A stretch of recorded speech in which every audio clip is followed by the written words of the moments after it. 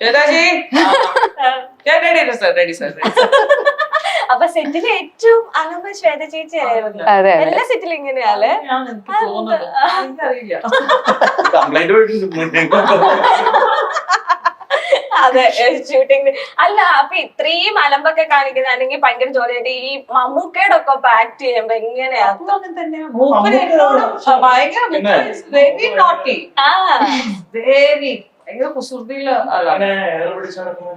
അതൊന്നല്ല character baby. ചേച്ചി മറ്റേ പാലേരി മാണിക്യം പോലത്തെ ഓ അതൊക്കെയെല്ലാം we have had such good fun. അതാ ഞാൻ പറഞ്ഞത്, ക്യാമറ ആക്ഷൻ ചെയ്ത് കഴിയുമ്പോഴാണ് നമ്മളെല്ലാവരും മാറുന്നത്. സത്യം പറഞ്ഞ ആർട്ടിസ്റ്റിന്റെ അതാണ് എപ്പോഴും ബിഹൈൻഡ് ദ സീൻസ് ആണ് എനിക്ക് എപ്പോഴും ഓർമ്മ ഉണ്ടാവുക. ബിക്കോസ് ഷോട്ട് കഴിഞ്ഞാൽ അത് പിന്നെ ഡയറക്ടറിന്റെ പണിയല്ലേ എന്ന് പറഞ്ഞാൽ നമ്മൾ വിടും. പക്ഷെ ബിഹൈൻഡ് ദ സീൻ അത് ഓരോരോ സിനിമയിലും ഓരോരോ എനർജിയാണ്.